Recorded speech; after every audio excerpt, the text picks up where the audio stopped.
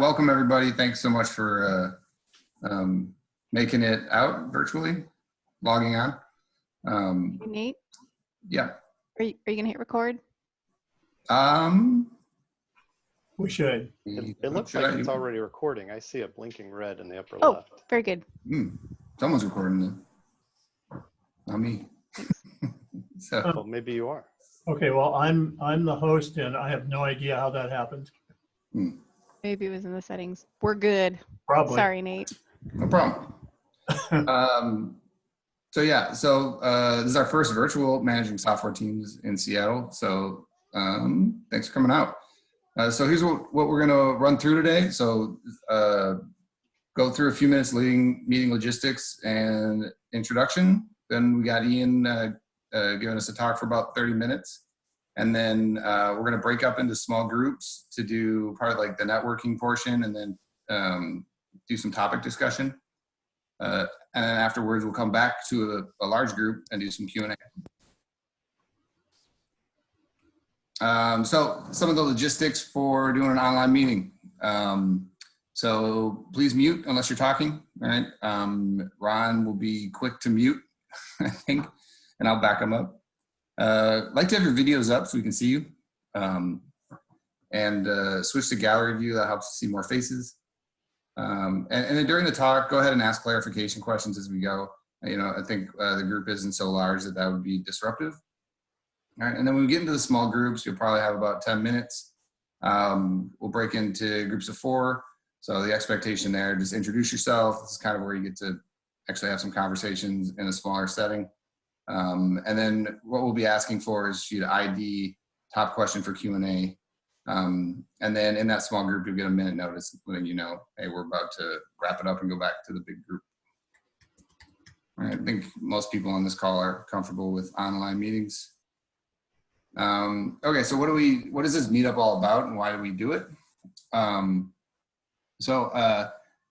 started a consulting firm that does Agile project management, Scrum Master work, and technical PM work. And everyone I hire is a former military officer.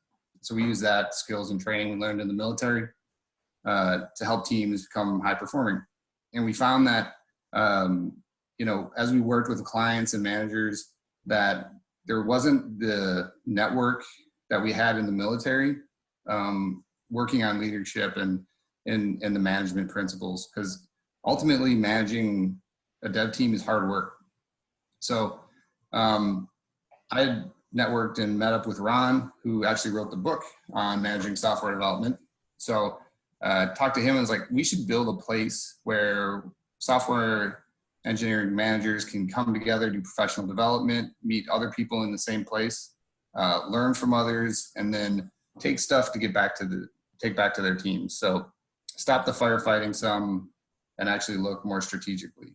So that was the idea behind this meetup group. So we've done 4 now. That's right, around 4 or 5, and had different guest speakers come in and talk about different topics. So I think we talked about recruiting, working with the product side and doing roadmaps and innovation. So some really good speakers, and we're excited to have another one here today. So with that, I'm going to pass it over to Ron, just kind of introduce himself and give a little context on what it is we do here. So yeah, I'm Ron Lichty, and when Nate came to me and said, actually we were I don't know, having coffee or breakfast or something somewhere, and enjoying talking about the challenges of managing software development, he suggested that we do this. And so I have, for the last, well, for a bunch of decades, I lived in San Francisco. And the last 2 years, I split lived in both San Francisco and Seattle. And he brought up this idea, and I said, oh yeah, we should do that. I haven't found one of those in the Seattle area, and I participate in one very actively, and now actually lead one in Palo Alto. And they're just so vital. They're the building community is just such an incredible way for us to benefit from each other, and not every one of us who get into management have to reinvent every wheel of management skill and training.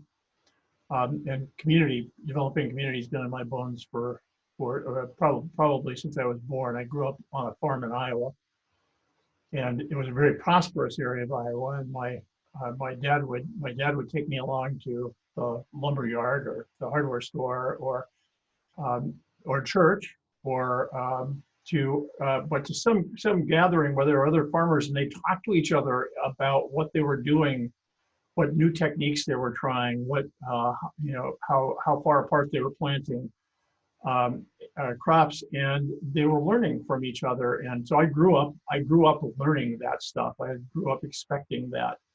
And then when I wrote Managing the Unmanageable 8 years ago, the first version, and I started talking about it, I discovered that very few managers have ever had training in managing. Most of us get tapped on the shoulder. This was true for me. I got tapped on the shoulder by Apple Computer and said, "Could you come manage a group for us?" And there's just very little that brings us into this. And so it's between training. There are very few books on it, and so these kinds of communities are pretty important.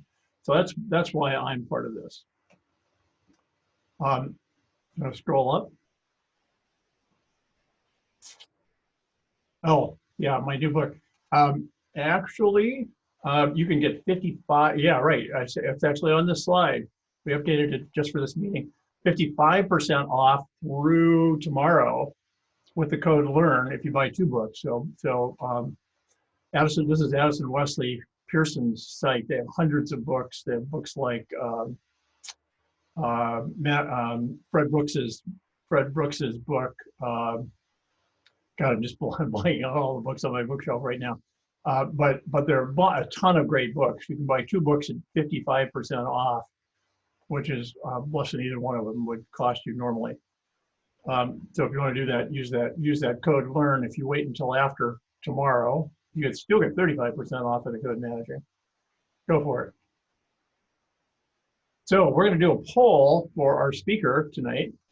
And the poll, I want you to go to menti.com, and I'm going to paste into the chat. So first of all, everybody should have chat open. Everybody have chat open. So if almost all of us have been in enough Zoom meetings to know where chat is. But if you don't, there's if you scroll down to the bottom of the window that you're looking at, a bunch of icons will pop up, and one of them is chat. Bring up chat. I just pasted into chat the website, which are no longer live links, so you have to copy it and paste it. The Zoom bombing killed that. So you have to copy it and paste it into a separate window, and then use the code 728298. And I'm going to share that screen because a bunch of people are voting.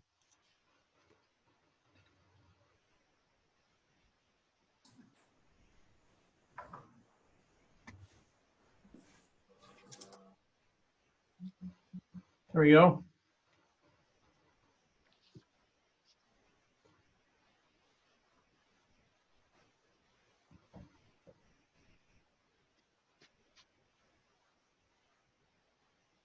Okay, so Ian, almost half the room. Boy, this virtual thing. Almost half the room has managed a portion of a re-platforming effort. About a third of the room has never been part of a re-platforming effort, and in my experience, having been part of 7 of them, none of which went well. I would encourage you not to. But 15% have participated, 15% have led an entire effort. All right. So let's go on to the next one, and I'll stop sharing.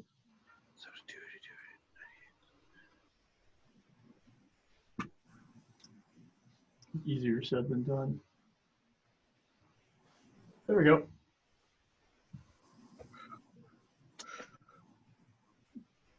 All right, was there another poll, or was that the?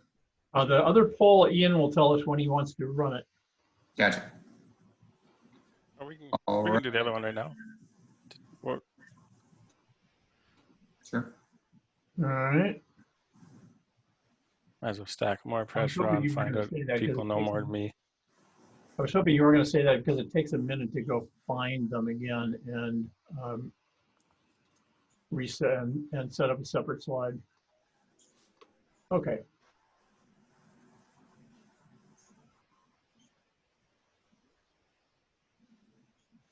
But having found it, I'll bring it up. It is the same code, and you should be looking at, you may have to refresh your browser, I don't know, because it's the same code, but people are beginning to vote. What's the biggest challenge or risk? Is it cost, quality, security, scope, or timeline?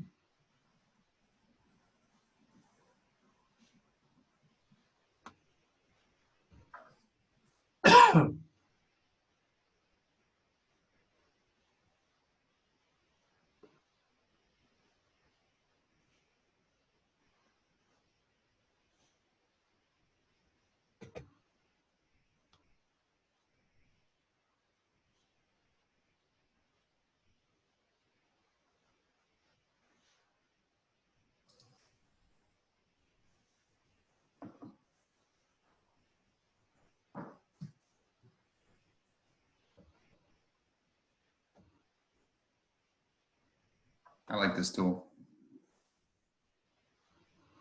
It's pretty cool. Yeah. Cost, scope, and timeline are all interrelated, and yet cost was not the issue for people.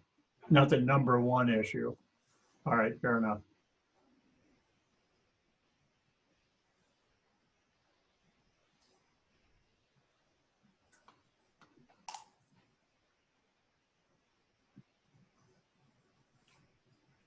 All right. Okay, we got 15 votes in.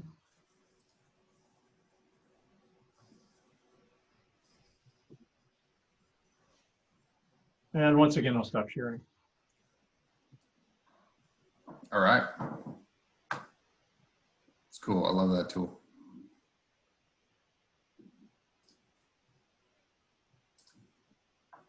All right. Okay. So what we'll do is let's kick it off with the speaking portion. So I'll pass it over to Daleen. She's a director of product management at Getty, and she's been awesome with helping us out in this effort. So we did she helped us coordinate an on-site one at Getty a couple months ago. And I think this one was planning to be on site at Getty, but she was she did a great job of helping get this set up and coordinating. And so yeah, so I'll pass it over to you, Daleen. Thanks so much. Thanks, Nate. Yes, pivoting is our catchphrase in this day, isn't it? Right. Trying to figure out how we can pivot at every turn. But I was glad to, and I'm really excited that we were still able to kind of keep to our same content and focus. And I likewise have really enjoyed connecting with you and Ron and figuring out how to help support this great meetup. I think it is really vital to stay connected as a community of folks who are leading these dev teams or otherwise managing the unmanageable. So I just, I don't have a whole lot to say. I just wanted to kind of tee up why I suggested and roped in Ian to do this talk for you. Ian's actually my boss. I am the director of product management. I have actually I have product owners that work for me. So we're in the technology organization. We work with our product organization. But I have kind of a not just a personnel leadership role. I work really closely with Ian and the rest of the directors in his organization to look at all the things that we can do to continuously improve how work comes into and through our application development organization. So it obviously means I need to partner really closely with all the leadership, including the folks managing the teams, the directors they report to, Ian, and understand what kinds of concerns and challenges they're facing as we think through the bigger picture of how the work is moving. So In the time we've been at Getty, you know, I've been there almost exactly the same amount of time, and we've worked in the same group that whole time. So we've actually been on this journey side by side in many ways. And so we've been through a lot of these really large replatforming efforts. And I sort of from my role have been so impressed at some of the really, really smart and strategic things that we've done as we've navigated these replatforming efforts. And so when we were talking about a next topic, I thought this would just be so critical to be able to share some of those great learnings and some of those insights, and wanted to make sure I was, once again, partnering with someone who had the technical depth and background to really lend that perspective as well in addressing these. So without further ado, I'll introduce Ian Thomas. That's me. You got it. Yeah. So yeah, I'm VP of Software Engineering at Getty. So I work with a bunch of people. My teams generally own our customer-facing websites as well as our mobile and then the underlying service architecture around that, as well as a few odds and ends in our data pipeline and a couple other things. I've been there at Getty for about 10 years, almost to the day. I think it was May 10th when I started. And worked with the Getty team both as an individual contributor, as a manager, and then now for the past couple of years as a VP. Before that, a variety of consulting experience largely in working with large scale insurance companies, so your Blue Crosses and Shields and those kind of things, as well as banking and other type of enterprise software, with a few pit stops along the way for more fun stuff. I'll jump into, maybe if you want to stop sharing, Nate, I'll share my presentation. You got it. Thank you. I'm not too worried about interruptions, questions. I view this more as a discussion amongst peers than pro tips implies that we've got it all worked out either personally or Getty Images as a whole. We have some experiences that we're interested in sharing and talking about it. So it's more like, you know, some people's tips for replatforming that can start a conversation. We've done a few over the last 10 years, specifically starting with replatforming our customer-facing web architecture, moving from an ASP.NET solution to a homegrown Ruby on Rails platform, but really transitioning towards more of a JavaScript-centric application off that service-oriented architecture, which is still .NET based. We've also moved, you know, recently we took a separate company that we'd previously acquired in iStock, which is Calgary based. We had kept them on a separate infrastructure for close to a decade, and then brought them onto that same platform. So a second sort of major replatforming for the customer-facing architecture, and then in the last couple of years, moved everything out of co-located data centers onto AWS, and successfully moved roughly within a year all of our business onto AWS servers quite successfully, and with a lot of good outcome. So within that span, and we'll talk a little bit more about some of those things, some painful experiences and some good things along the way. Some of the people, including Daleen, responsible for that success are on the call as well. So Steve and Damon have permission to call bullshit if I mess something up along the way. Hey, Ian, do you mind a quick question? Sure. You mentioned you made this modernization or this replatforming to AWS in about 12 months. Do you mind sharing how many applications that might have? 128 applications total. We had well north of there. We decommissioned quite a few, simplified along the way where we could, but ended up moving that, as well as all of our stored data, so our assets, pictures, video, all that kind of stuff, to multiple data centers in the AWS market. So not the world's biggest application base to move, but certainly with its share of complexities. And Getty Images turned 25 this year. And for those that don't know, Getty Images, we license images, ironically, pardon me, as well as video and other media assets in the creative space, so like stock photography stuff, as well as editorial, so pictures of sporting events and celebrity kind of stuff, red carpet, as well as reportage in the news and editorial space around the world. So that ends up being a lot of storage. So there's a fair bit of complexity there, and it was and there were quite a few acquisitions over the lifespan that led to typical enterprise connecting a lot of pieces, making them work at the time, not always in the best way, and so there was some complexity involved in that. So yeah, thank you. Reasonable size.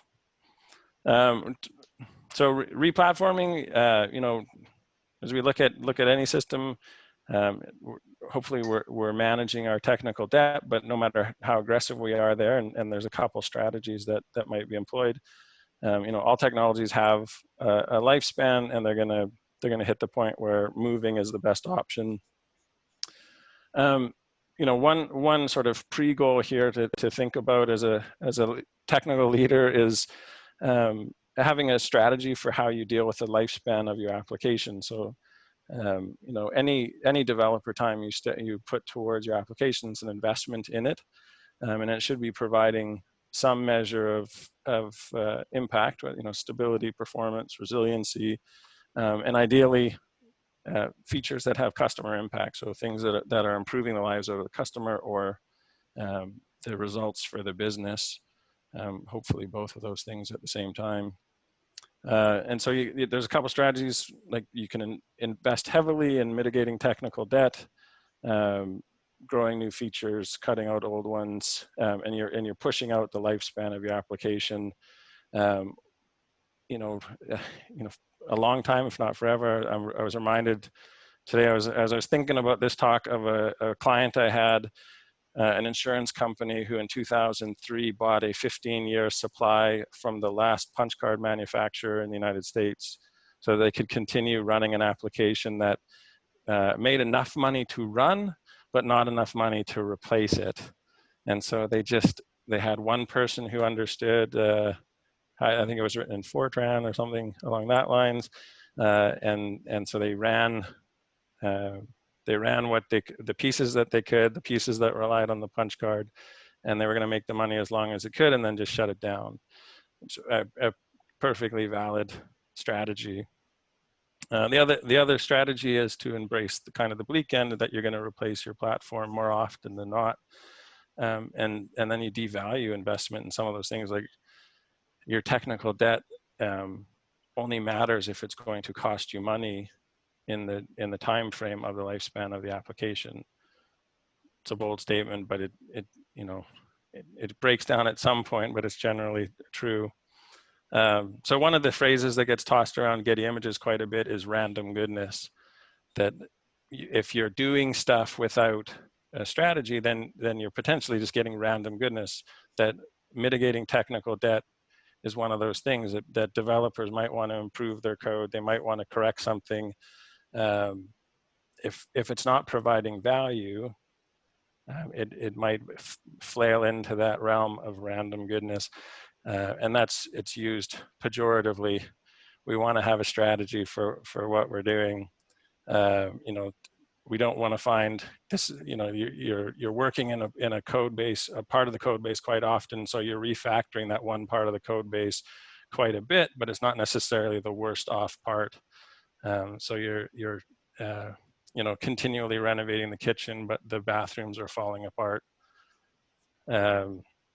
Those kind of things. So we have a strategy, an understanding of where we are in the curve of our platform. We have an understanding of where we're investing in those things. But ultimately, we arrive at that point. We need to make a decision. Typically, we're looking at the ROI of that, the return on our investment. So we're going to be talking about what the outcomes would be from replatforming, right? Decreased time to market. We're going to get our features faster because we're introducing modern languages, architectures that are going to allow us to get to customer impact. We're going to decrease our operating costs. And this, when we talk about our transition to AWS, that was, for us, that was a transition that decreased our operating cost. It didn't necessarily have to, but the way data center management works out, that's how it worked. There are other costs that add to that, right? It's going to cost you something to change. You might have to augment. You have specialists coming on. There are the time we just talked about the timeline being a concern for most people. That's the concern, is you're going to run out of time before you run out of project. And this is a piece that's the other components of that poll come into play, right? It's either going to cost you too much, the timeline that you're running, or some business value. You can't push out features any longer. You're getting hammered on that side. A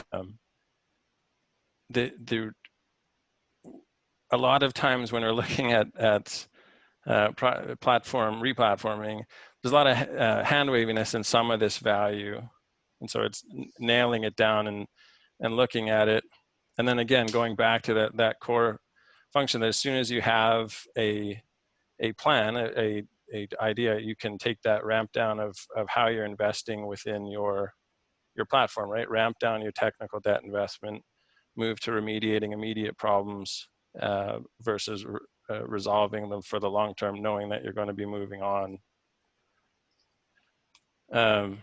So a few lessons learned. One of the neat things from working from home is I left my big monitor at my office, and I never went back and got it. So working from a single laptop screen is always fun, and this is one of those situations where two nice big monitors in front of you would be great. So we want to minimize impact from the replatforming, and so when we talk about impact, we're sort of working from the customer back. We want to minimize the impact to our customers, that it should be relatively opaque to them that we're doing anything. They shouldn't care what platform we're on. They shouldn't care that we're changing platform. They should care that the service is meeting their needs, is fast enough, is all those kind of things.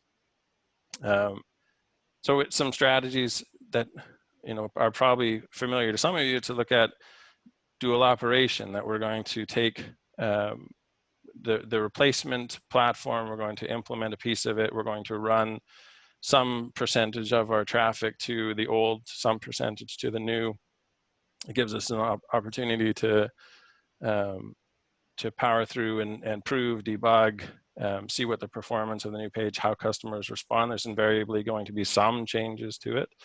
That also gives an opportunity to look at metrics in a sort of apples to apples comparison, which is often a piece that's overlooked in replatforming, that the ability to do metric analysis, so year over year, how your site is operating, need to be trackable in a comparable way between your platforms.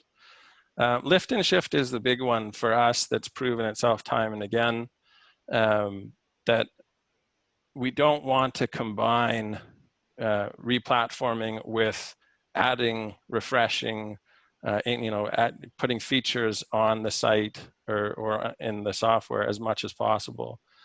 So this is something we learned quite painfully when we started replatforming our customer-facing website. The natural inclination was, as we were rebuilding the pages on the new platform, that we would touch them up a little bit, that we would add some features that have been lacking, that the new platform should enable in an easier way.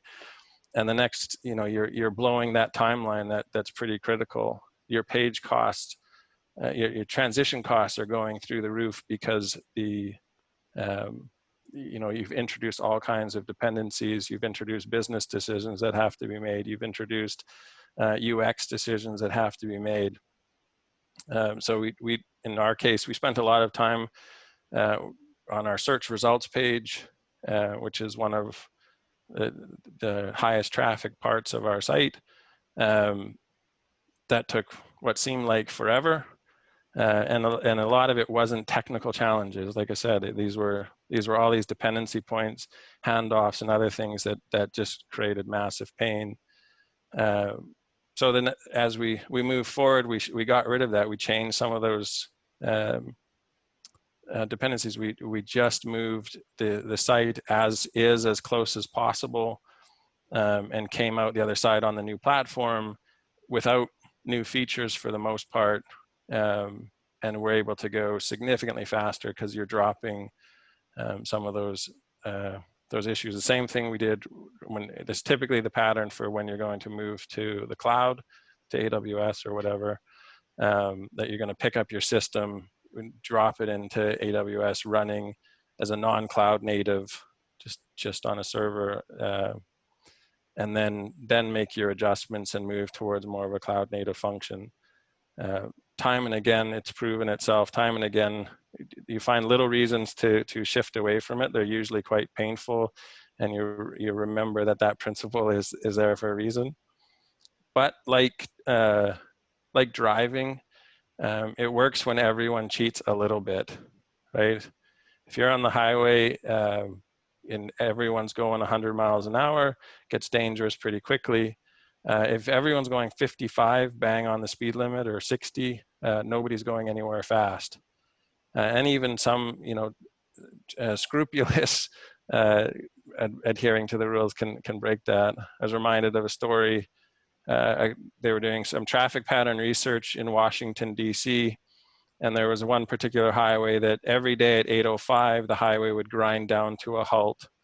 And they basically chased it down and figured out it was one guy who was religiously doing 55 miles an hour in the far left lane. And that one change to the system caused a traffic jam each and every morning of the week. And he was doing the speed limit. It was the right thing to do, but the system couldn't handle it. And so when I talk about lift and shift, and when we look at our AWS replatforming, there's lots of places we broke that, where we saw opportunities to make changes, but going back to the ROI, that the cost of it was absorbed in the timeline for the change. So it was not a long-term, hey, this is going to make us better and the payoff will come 2 years down the line, but if we do this now, it'll make the change faster, it'll get us there quicker, or it'll enable some dependency, but within a relatively short timeline within the context of replatforming itself. A couple of the other strategies to look at, and again, none of these are super rocket science. It's just looking at the discipline of the thing. Incremental release, that big bang releases are the devil. Most of us are in that agile framework, so we know we're avoiding those things in general. We're used to an iterative or at least incremental mindset. It's easy to not see a path to that in a replatforming effort, and revert back to, well, we'll just turn it on one day. Clearly not something that we should do. And then there's opportunities for sequencing from a technical perspective, looking at technical reasons why you might, and this is going beyond risk, why you might change the order that you're releasing systems. So we're in the context of the 128 systems that we really moved over to AWS. Some of them went out of order from what their true technical dependency was, but because there was value in batching them together, there were similar things. Same thing with from a software perspective, the website.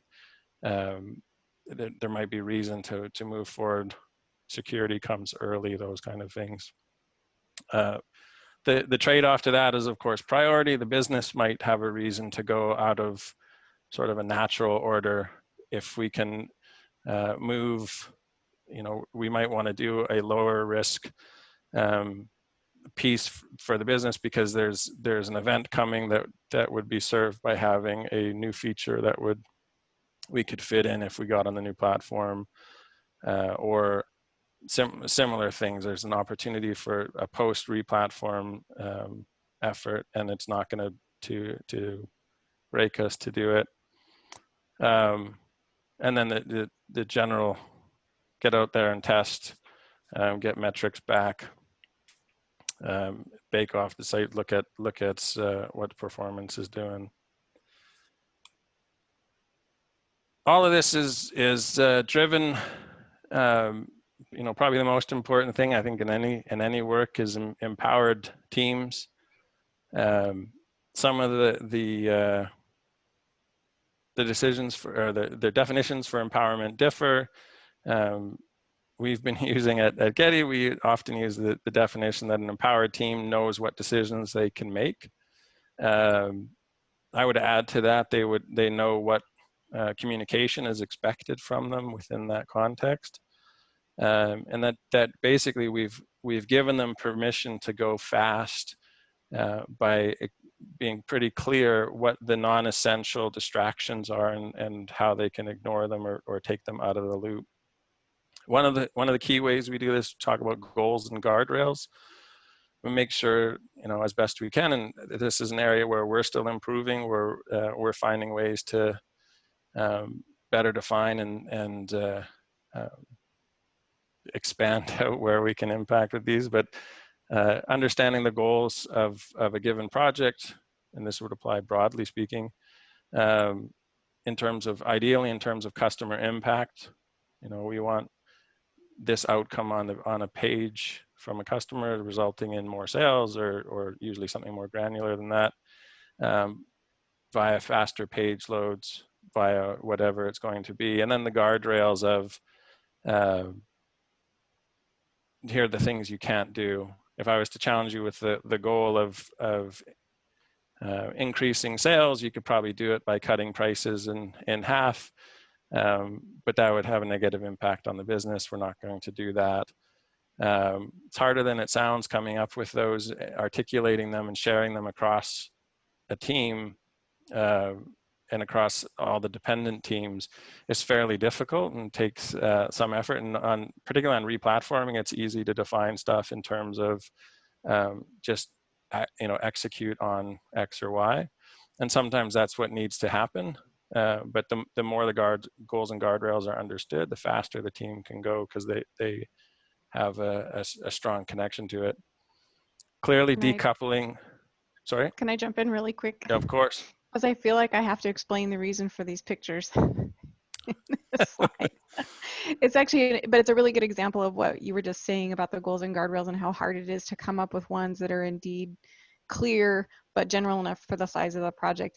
And one of the ones we used when we did the replatforming Ian talked about, where we took the monolith site that was from an acquisition and we moved it on to the services-oriented architecture of our existing website, is we gave the guidance that it was like moving from an apartment to a house, where you wanted to just presume that anything you got from the house that was good enough was going to be what you were going to work with, and you only needed to bring over the things that were absolute necessities for functioning in that house. So the curtains probably wouldn't work in the new windows, and so you wouldn't bring those forward.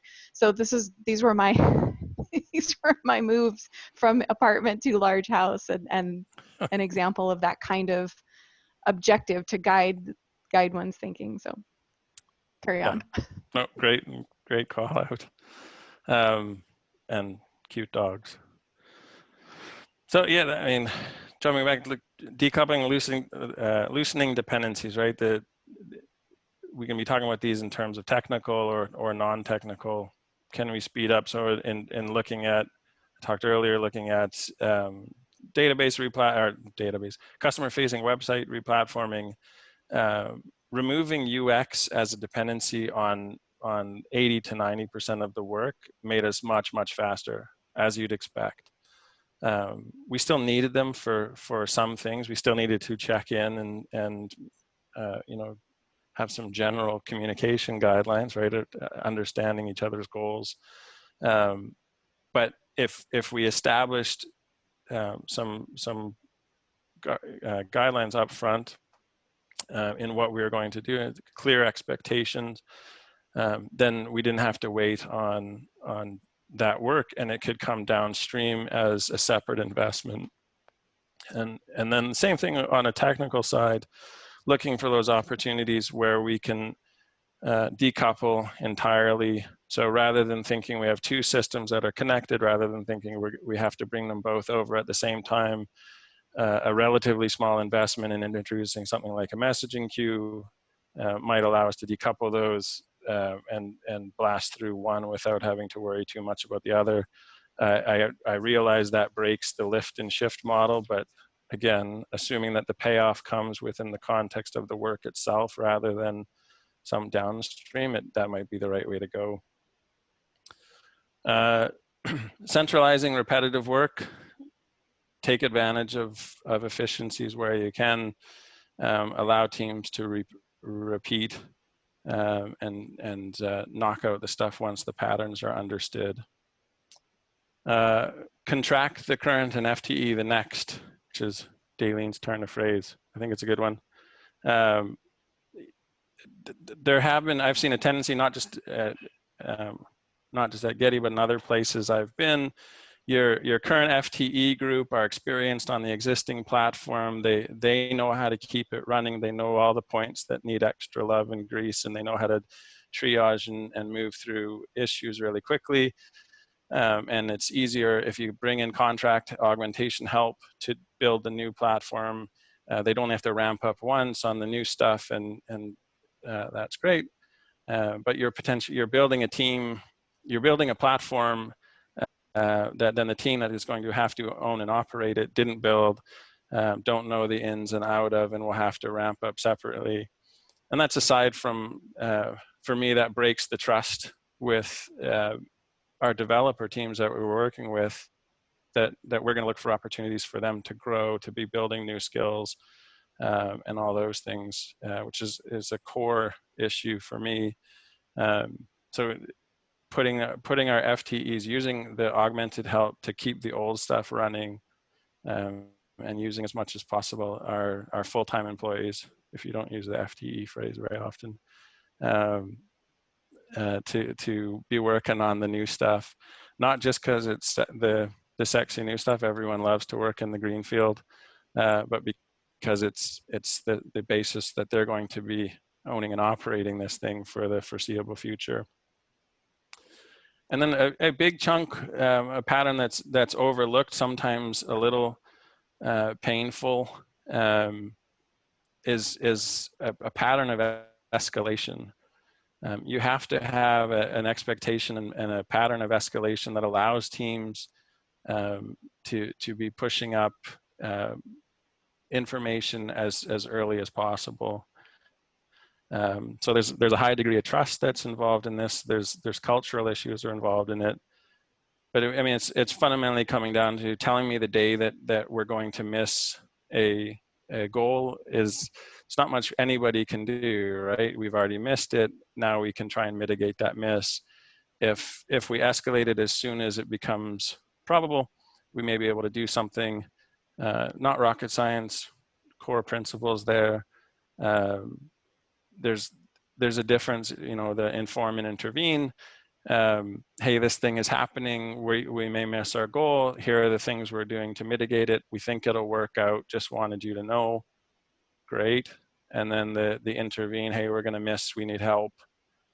We need to change that. In order to hit our goal, we need to have this changed. We need whatever roadblock taken out of the way. Not rocket science things, but pretty much all of us forever like to avoid that moment when you have to go to the boss and say, we missed something, this is harder than we thought, couldn't figure it out. And the pain of hiding that is usually much, much worse because of those things. You have less and less opportunity to fix the problem, core agile principles. So it's a big chunk of it. Some of the technical challenges, this is, I actually won't go into too much detail despite Dalene's build up here. These are the fun things, right? That everybody, engineers love those technical challenges. I think these are usually the smallest part of a successful project. It's channeling those pieces so that they fit into that timeline, that they manage, that we can hit the cost, the scope, the pieces that we need to hit. Again, going back to that random goodness phrase, there are lots of good things to do. There are lots of interesting problems to solve. Lots of them don't need to be solved right now. If we just focus on the ones that do, and remove some of the distractions to solving those core issues, we end up with time to come back and do the gold plating, the extras, because we've got that core functionality working, and we're in a better place. So an empowered team, when we talk about empowered team that's able to escalate and able to manage that, where they do run into a deep technical problem, hey, we can't get this technology to work, this technology isn't as advertised, hey, you bought a CMS that sucks and doesn't work within the new cloud environment or whatever, then we can look at those things, sort of clear-eyed and deal with them as early as possible, core functionality, and keep on going. The harder ones, the cultural challenges, and really all of the things we've been talking about at their heart are cultural challenges. This is the heart of delivering, right? That this is all about change management. We're introducing a new platform. People are nervous about the skill set that's required. People are nervous about the process. People are unclear on the objectives of it. They're not quite sure where their team boundaries lie, what the dependencies are. All those things go down. It's building a culture of discipline, really, really hard. So getting that alignment, right? Does everybody share the same goals? It's every organization you've ever been in or worked with, there's some mismatch of goals as soon as you cross organizational boundaries and start talking about the dependencies that you have in your replatforming effort. And it's pretty rare once you're at the enterprise level, it's pretty rare that you're going to be replatforming and it's only a technical concern. That's really not an enterprise problem. That's a localized system. So you're going to have some misalignment. Is it well understood? Can you get down? Can you narrow that problem down?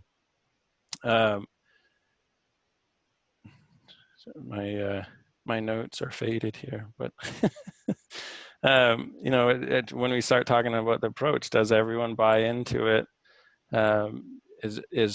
It's easy, again, technologists want to do the sexy thing. It's easy to get caught up in some of those things and you end up with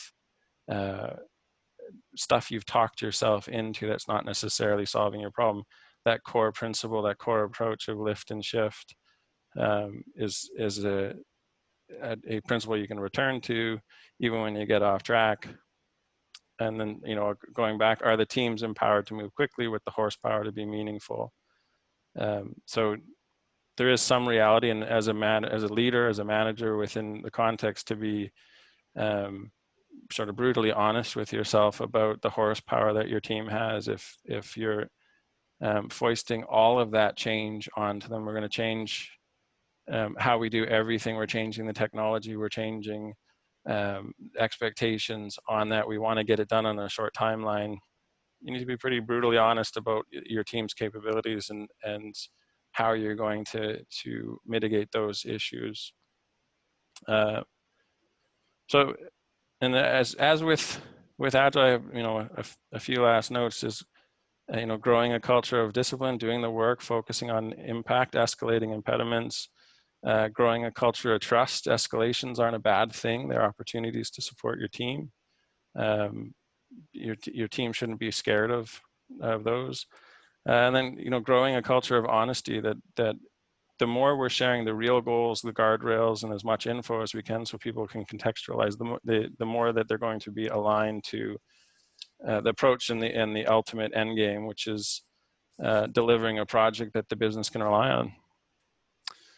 And I'll leave it there.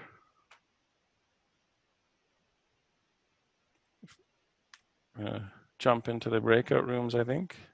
Well, yeah, thank you. Do you mind if I ask a couple more questions about your experience in the AWS replatforming? Sure. So you mentioned it was like 170 some odd apps over 12 months, right? We had somewhere in that neighborhood of total apps. We ended up end of lifing some of them where it made sense and Right. migrating over. So how many people were part of that? Like your FTEs doing that work? Do you mind sharing that? Right around 100 people. Oh wow. Okay. So right. We have, and I might be off a little bit on my numbers, so Daleen, you can correct me if. Yeah, I was just trying to think. All technology is probably closer to, but they weren't all doing. Yeah, we're 200. We're about time. 212 at the time, 220, something like that. But a significant number of that is supporting backend systems and things that weren't necessarily aligned to the migration effort. So right. Somewhere in that neighborhood of 100, maybe 120. Right. And it was 130 apps, not 170. Just to 130. And yeah. The calculations. Okay. And did you? So Nate probably remembers this. We were building an application on AWS, and we had to build a lot of our own, or rather configure at least a lot of our own services that we leveraged on AWS because we weren't using something like Cloud Foundry. Were you having to do the same thing, building sort of platform services or configuring platform services in order to leverage cloud native type capabilities, or did you not even worry about trying to make those applications more cloud native, or was there kind of a mix of all of that?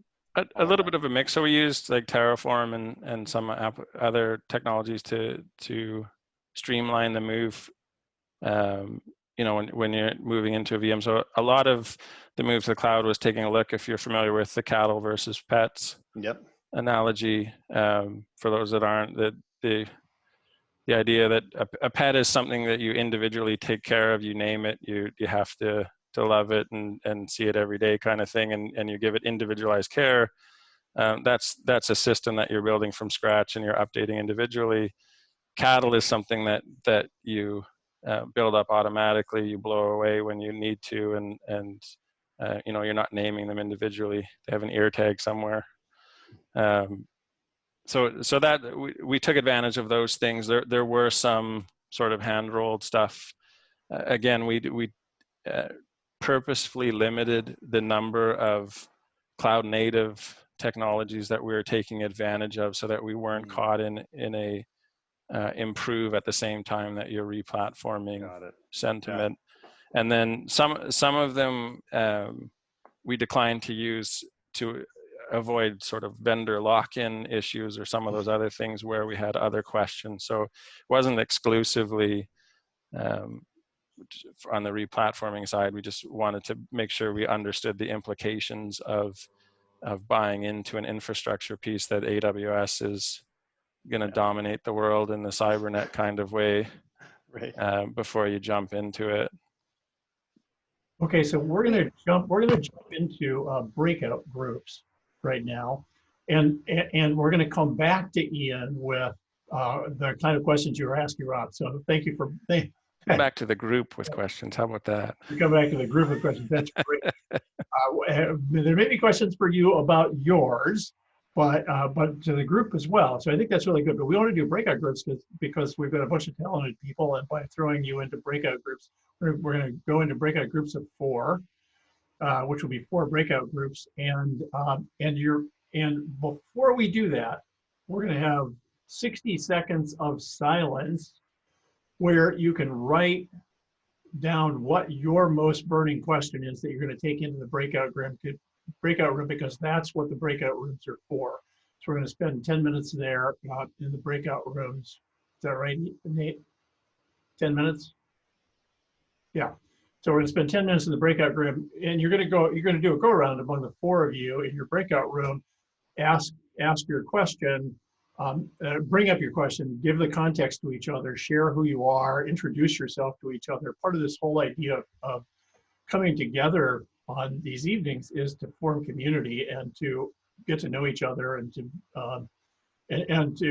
help each other and be assistive to each other.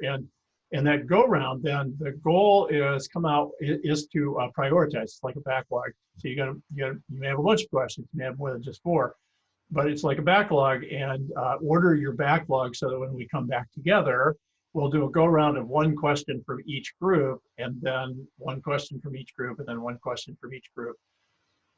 Ian, do you want to be part of one of the groups? Yeah, happy to. Yeah, okay. Whatever's easy. All right, good. So I'm gonna start this the breakout rooms. 4 rooms. You're gonna go.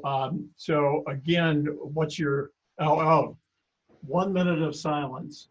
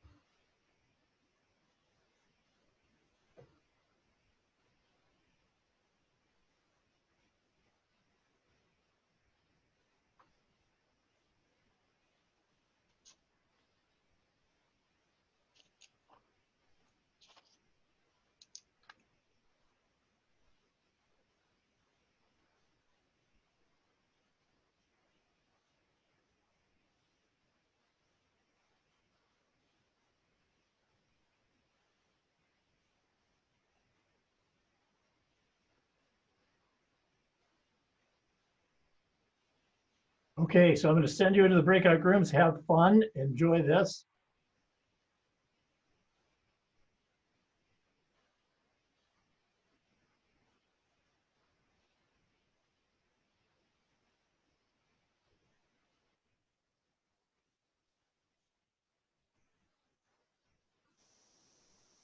I think you have to choose to go.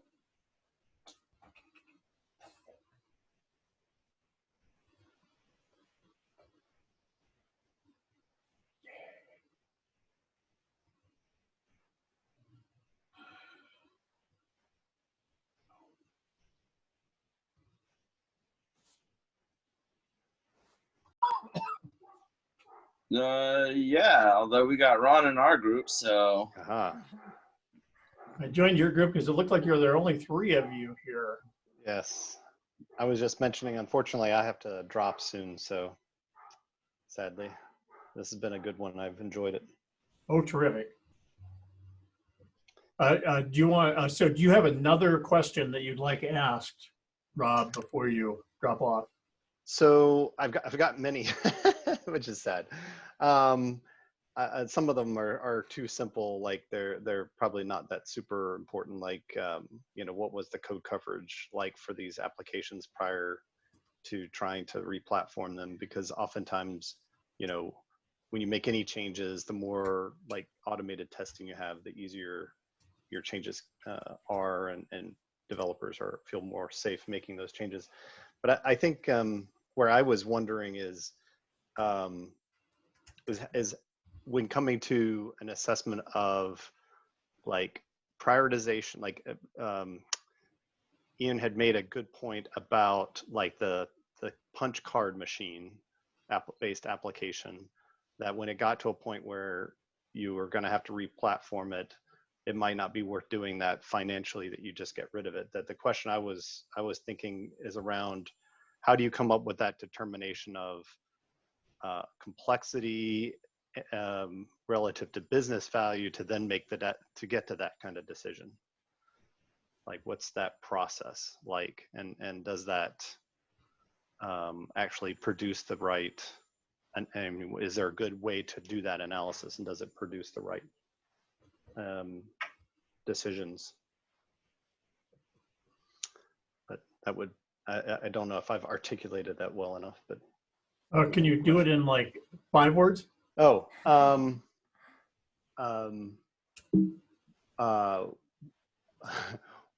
guess something like best process to evaluate whether to re-platform an application or not. I don't know. That's not. Oh yeah. Okay. Good. Yeah.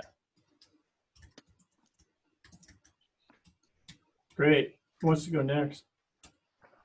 I can go. Hi everyone. My name is Bhargavi Parihar, and I'm a software development manager with Sinclair Broadcasting. So this is the first time I'm joining this series, and I like it so far. So thank you for hosting them, Ron. So I have actually. What's your role at Sinclair?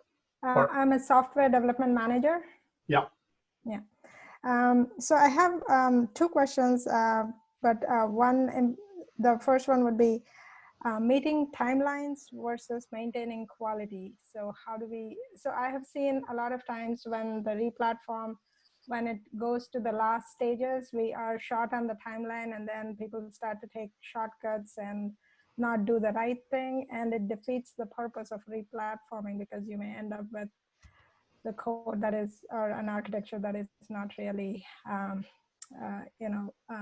that cannot be maintained in the long run. So how do we balance between, meeting that timeline versus maintaining quality? And then my other question, I know we won't be able to get to too, but what are the biggest lessons learned from the big project that they did?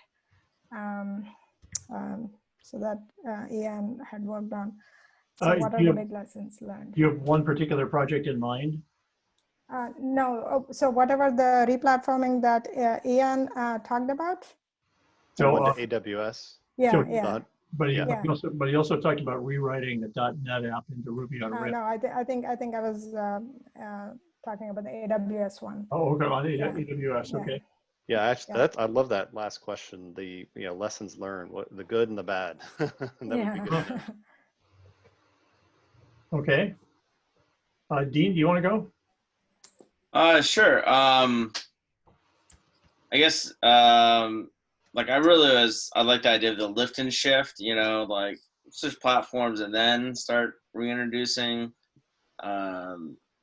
features to the application stuff.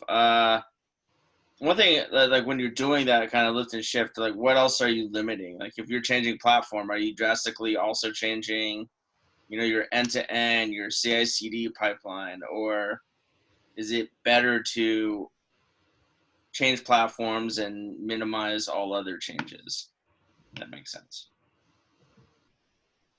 It totally makes sense, and I would totally do that. But getting his experience on what they did would be really interesting. Yeah, I mean, because when we did, and ours was AWS to Azure, we use that opportunity, since you're switching platforms, to also, hey, let's reattack our CI/CD pipeline and how we're going to do end-to-end and strengthen all those things. And they were also trying to add features and continue to build the application. So we did not do lift and shift, and needless to say, like we definitely went over timeline and budget for our replatforming it, because we were trying to do everything at once. So the question is, you love lift and shift.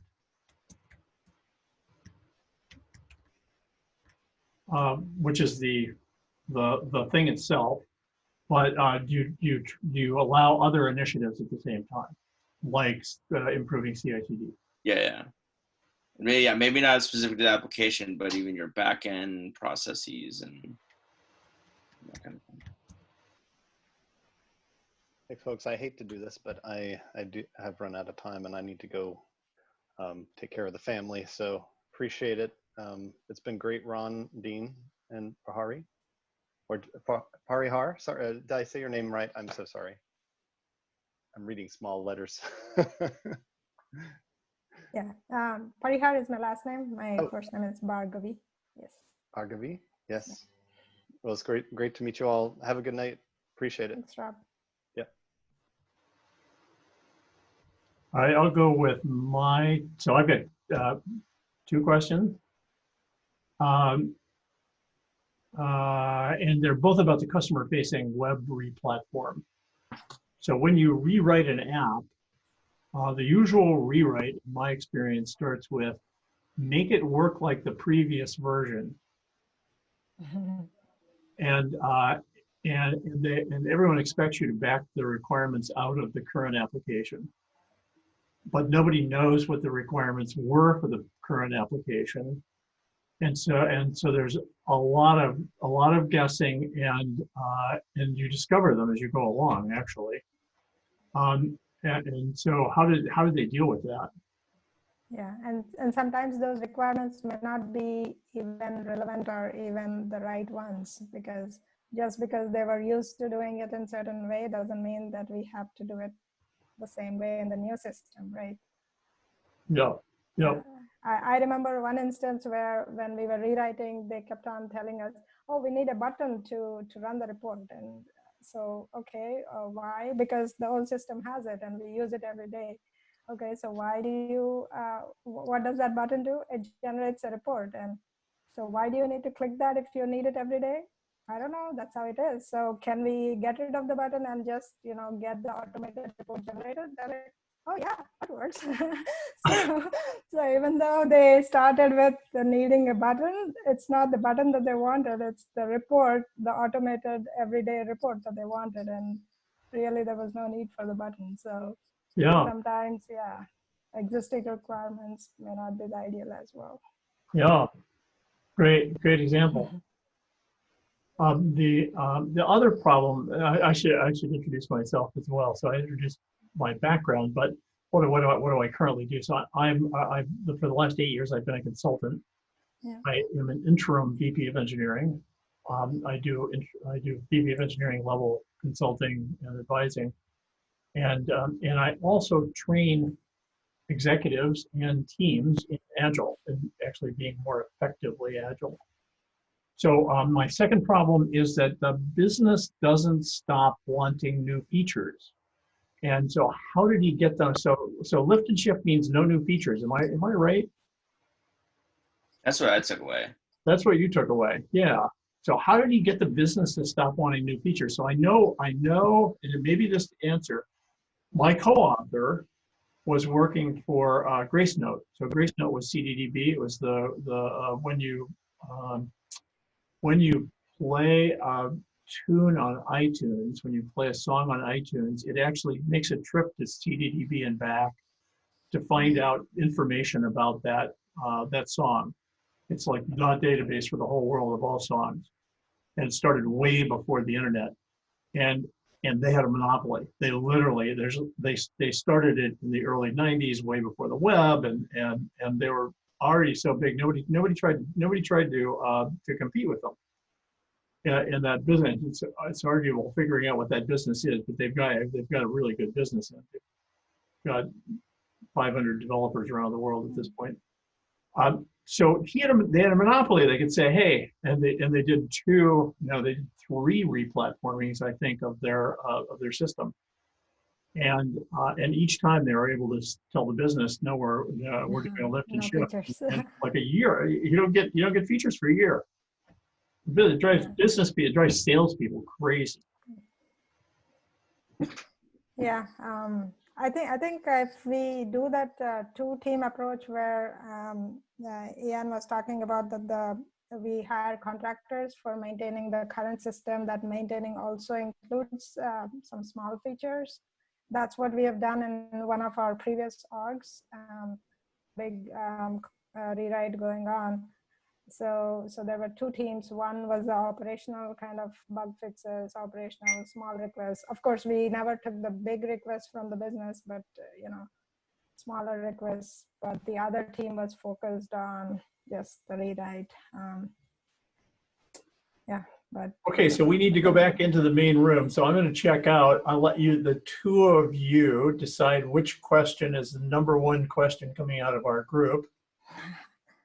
And I have to figure out. Oh, here. all are good questions. So I don't mind.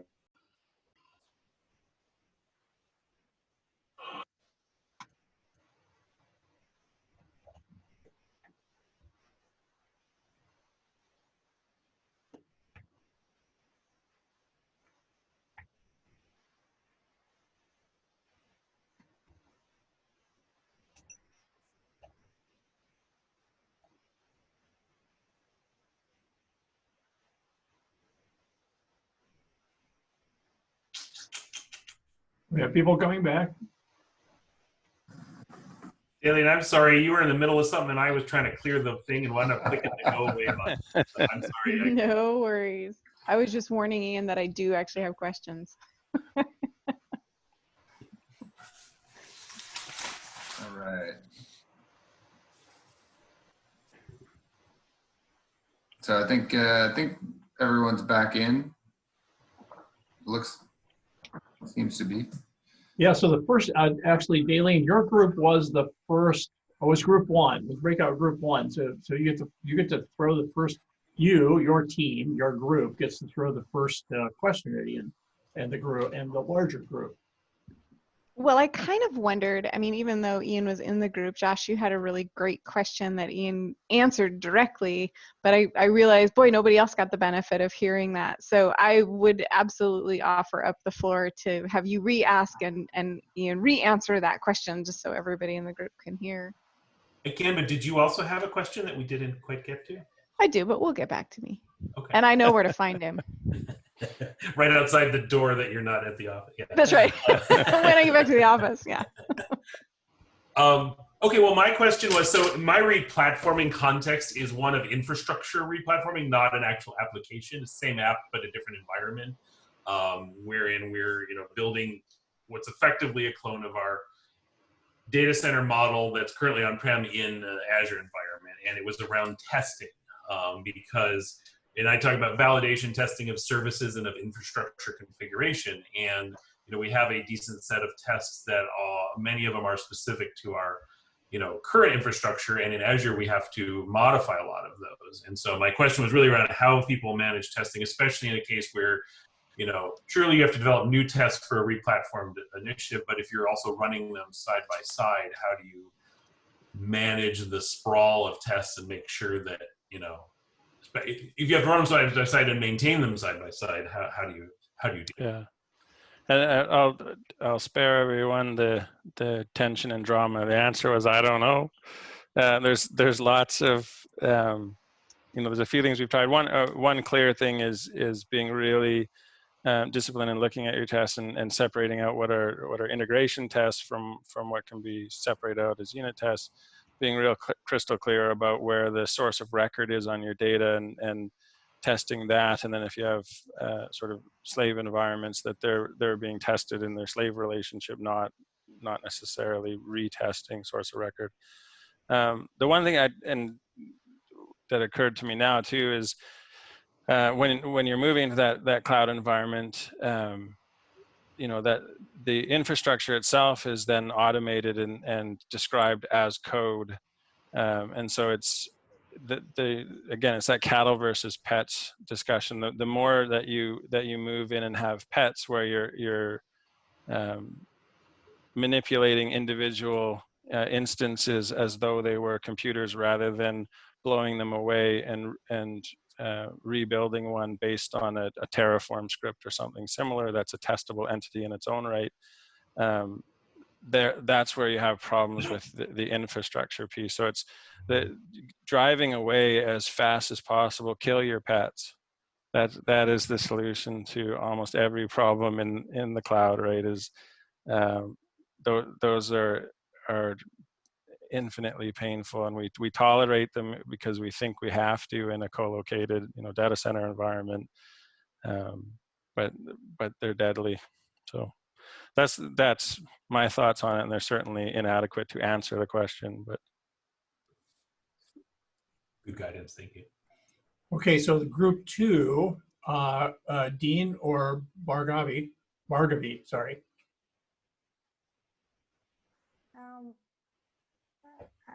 So which question are we picking?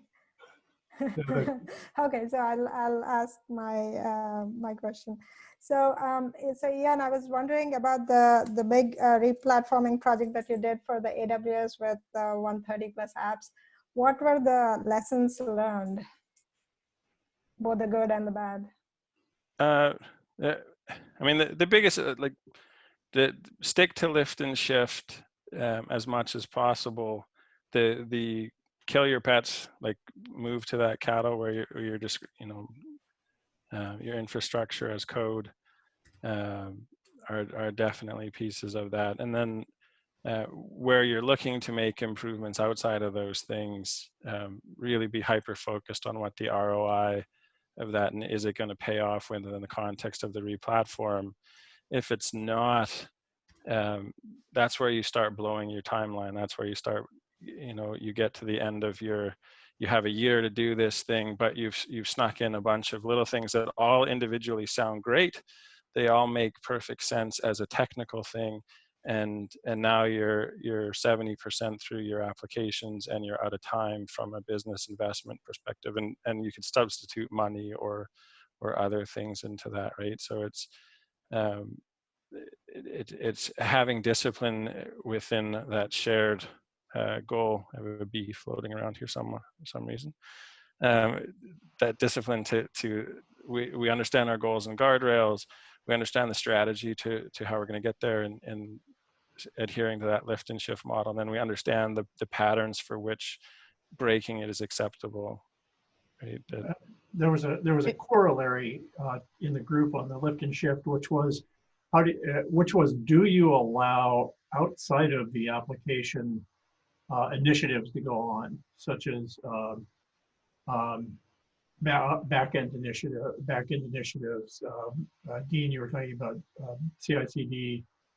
It's your platform might drive some of it, but how much delta are you going to do to your CI/CD pipeline, to your end-to-end, all this? Are you going to try to mimic what you have as best you can, or do you want to change that as much or quite a bit in that lift and shift? I think the same principles hold. I think you end up changing a bit more, because when you start talking about the infrastructure as code, you're introducing new concepts within the construct of your CI/CD environment. If you can get away with less, it's always the right plan, and then come back and make specific investments. Again, the variation there is that we're gonna change this functionality because it's going to make us more. It's going to mitigate some risk within the context of the replatforming. It's going to make it more likely that the next 10 things we have to move over go faster. So it's always a trade-off that I think to be looking at it not strictly from a technical standpoint, but what does it enable within the context of the current project, and does it make it more likely that you're going to be successful in the timeline that you've given, whatever the constraints are that you have, and then move from that perspective. I mean, clearly we invested heavily upfront in making sure our CI/CD pipeline was well understood for the cloud. And then you still run into some issues downstream. So, I mean, the likely answer is yes, you're going to put a lot of effort into that. And, when you start talking about like cattle versus pets, there's an expectation there that you can spin up and blow away instances pretty easily. So you're clearly doing some of that, and it's to mitigate it, but being super clear on what the ROI is within the context of the project. Can I add something to that I observed? Because when you talk about 130 applications over 100 plus people, you're obviously not talking about one person that's involved in all those conversations and understanding all of the budgetary trade-offs that are being made about should we lift and shift or can we make this exception. And one of the things that became really clear as I was working with he's now our CTO, guiding all of this, and his ever vigilant attention to the fact that what might seem like a small overage, a little bit of adjustment, a little bit of accepted change to the lift and shift mentality across 130 applications suddenly becomes a massive overage in both time and cost. And so the expectation that no one gets an exception from that rule, that's those overriding objectives, and that hard work of the alignment is you might think that this difference that you're making for your particular application is a run rate on average of $10 a month or something that you're going to go over by this choice that you're making in the cloud. But if everybody on 130 applications chose to go $10 to $20 over a month, you're blowing your budget over the course of the year. I might be exaggerating the numbers, but it was driven home to me that you want these empowered teams and they need to make these wise decisions, and what seems like maybe not a big deal at the micro level can suddenly become a very big deal at the macro level. So that alignment and that clear objectives became absolutely critical. It was pounded into us at those of us who were helping lead the overall project. Great. Breakout group 3 is Damon, Dominic, Casper, and Paul. Damon, you look way too scary to answer any questions, man. Just take my wallet and go.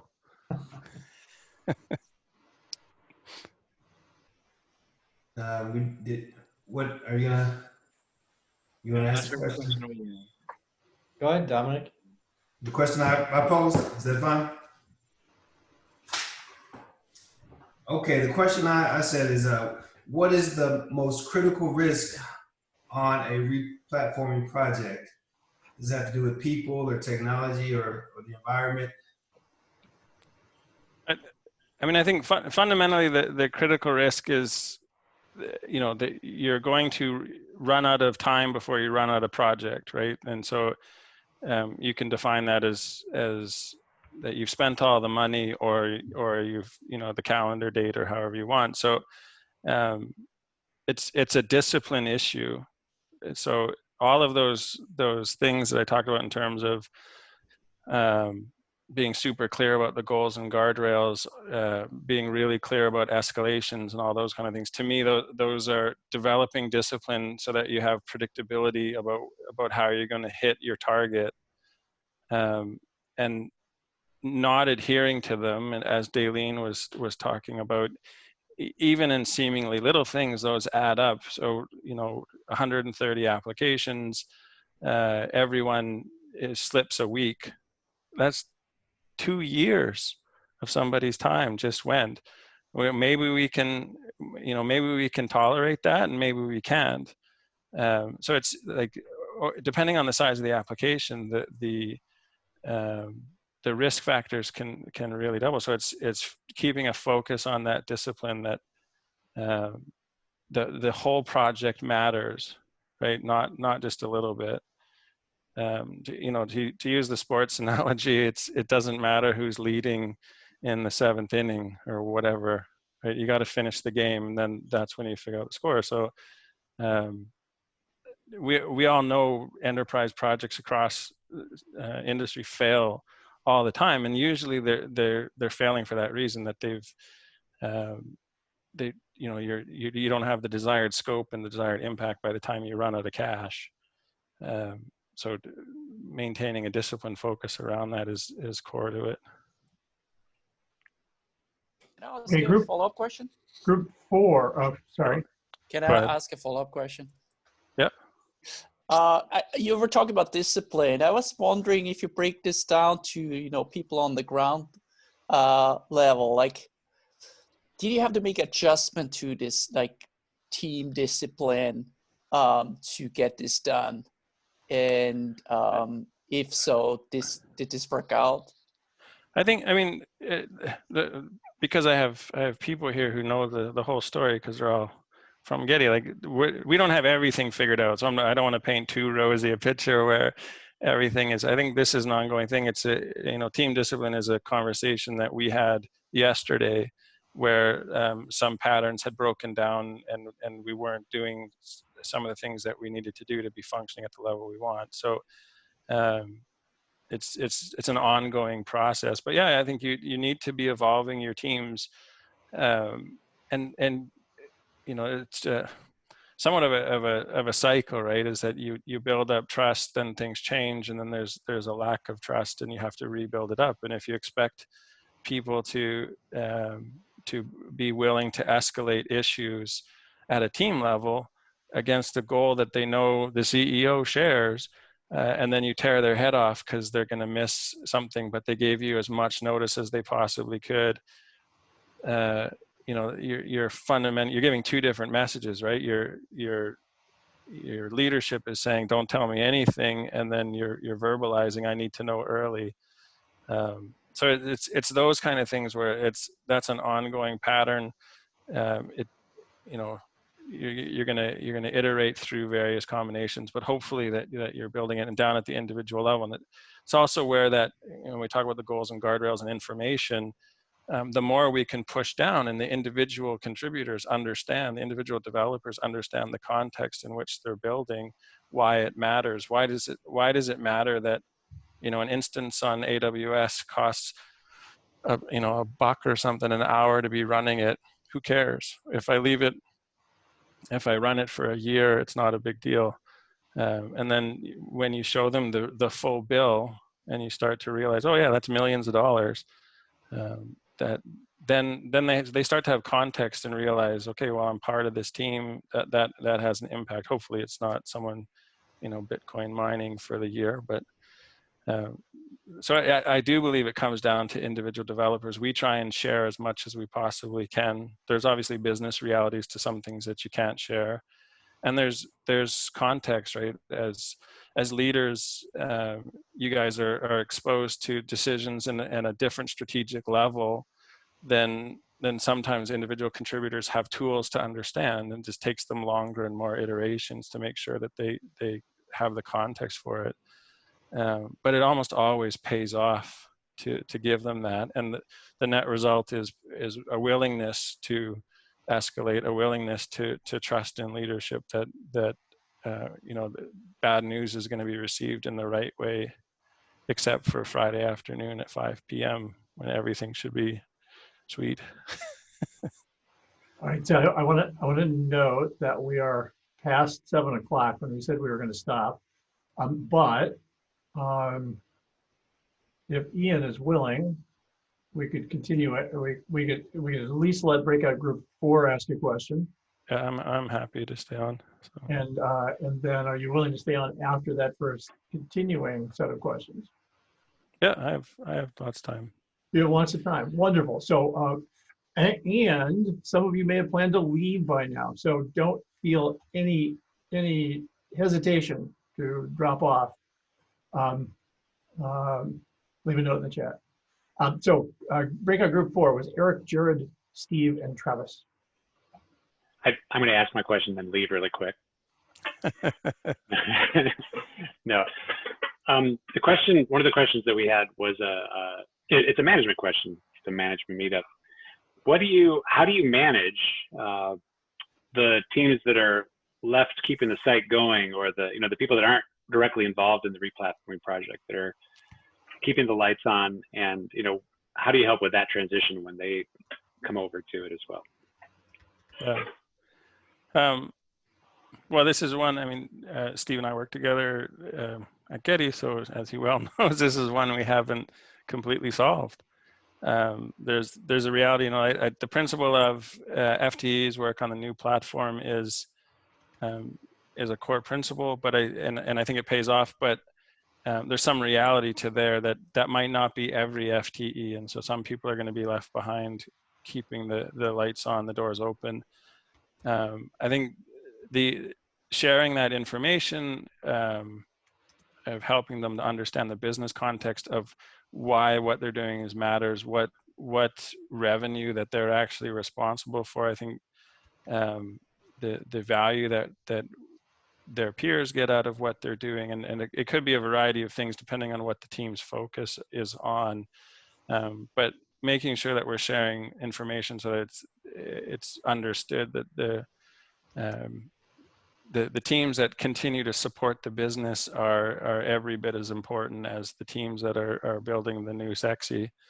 And then that as leaders, we look for and find opportunities for those people to continue to grow, whether that's in the context of finding opportunities to platoon people onto the new project and rotate some folks off, or finding them meaningful opportunities to grow within the context of the old stuff. And sometimes that comes in the opportunity to, like, there's new opportunities for leadership because maybe we move one of the senior people onto the new stuff.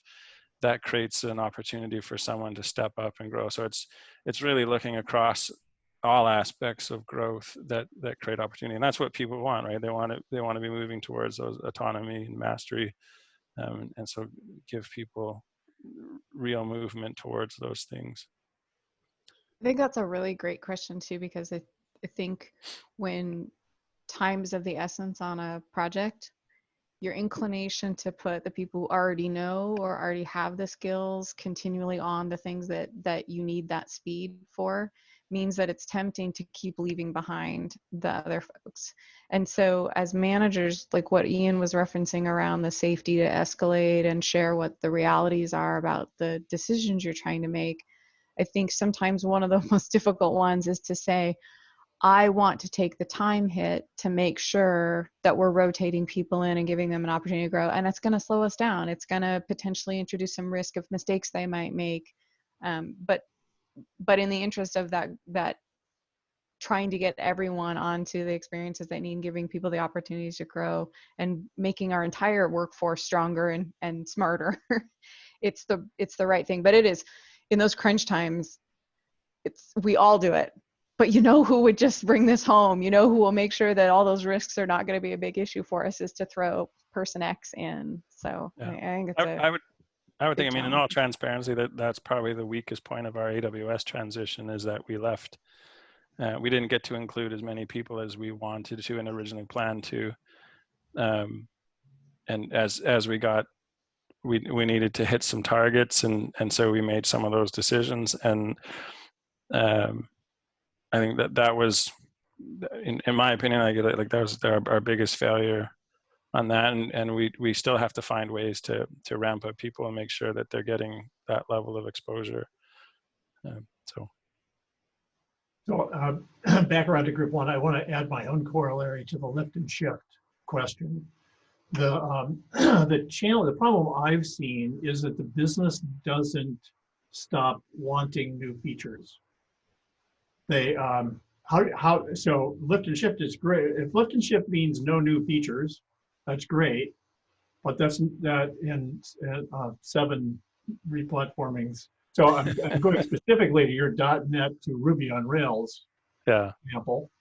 How do you hold off the sales team and the marketing team and all those people who want stuff?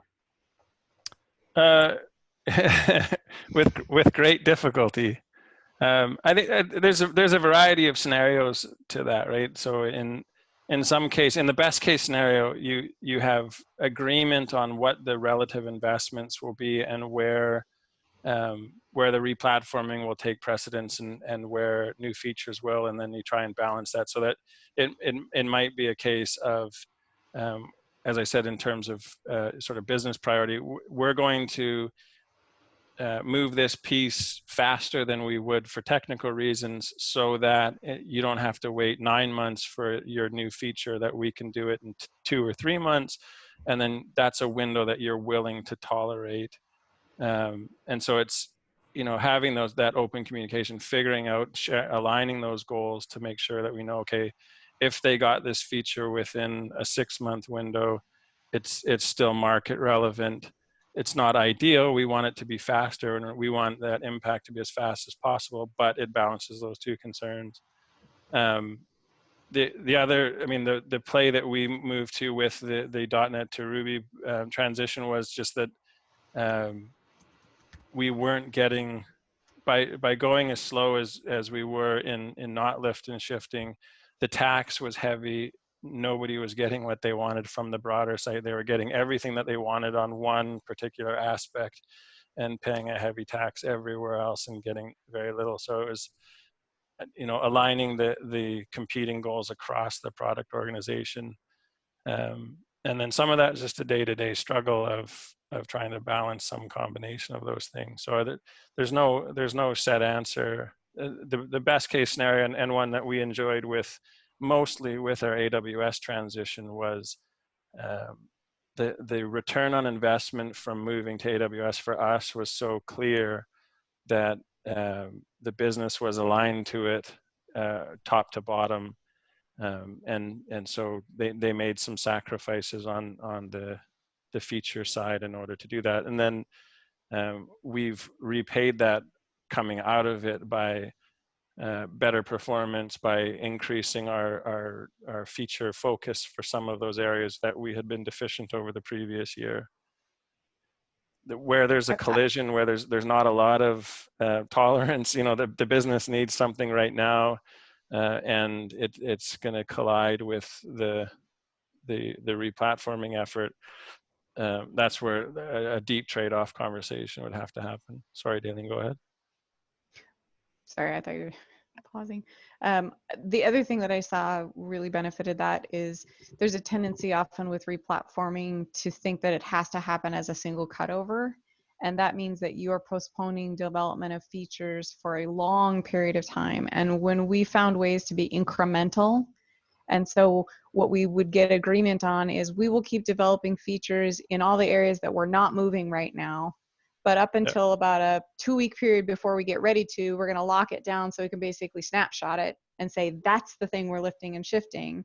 And then as soon as we've got it moved over and it's stable, now we're back open for business and we can do feature development. Now, there's obviously we're using some resources to do replatforming, so we don't have our full staff to do as much feature development, but we at least allowed some amount of throughput in the pipe for high priority things, and we could plan them in coordination to say, well, if we do this page in this quarter, that means we can work on this other stuff on this other page, and then if we do that page the next quarter, then we can go back and revisit the stuff on this other page. And so we that's what I think Ian was pointing out in the balance of the sequencing and the prioritization is there's sequencing that might be determined by the technical dependencies, but then there's prioritization that could be really well situated against that based on where the business is trying to tackle their toughest problems in order. So. Yeah. Great. Great. Other burning question, Nate? I was going to say maybe we, might be time. I guess if there are burning questions, but I don't want to keep you in here all night. So, if Ian, you stated something that I'd personally like to hear repeated, but I think that would be valuable for everyone, which is you listed 2 definitions of empowered team. Would you repeat those? That's a team knows, and a person knows what decisions they can make, and what communications are expected. If people have that information, they can do a lot and quite quickly. And were those 2, or was that the first, and then there was a second one that followed it? That was the 2 that I used. All right. Hey, thank you for that. There was real clarity. I heard that clarity, and I couldn't capture it as going by. So thank you. So yeah. Hey, thank you to all of you for coming. It would be great to see you all again next month. Yeah, no, I appreciate everyone coming out, and Ian, thanks so much, Daleen, for helping to coordinate. I don't know how this was recorded, so they sent out a recording. Somebody has a recording. Yeah, someone's got it somewhere. It's either being recorded to my personal machine, or it's being recorded to the cloud. We'll logistically figure that out. Yeah, neither of which I know where it is. You'll get an email a little bit after this ends telling you. Oh, Nailed it. oh, awesome. Thank you. Who said that? Judge Jack. Anyway, thank you for hosting, and thanks for the presentation and discussion. It was great. Yeah, I appreciate it. Thanks for listening and not throwing anything at your screens. And I appreciated some of the insight. There's, you know, some interesting questions, and like I said, we're learning as well. So I'll be interested in what comes next from this group. Awesome. No, thank you so much, and thanks everyone for joining. Cheers. Thanks, Dan. Bye. Bye.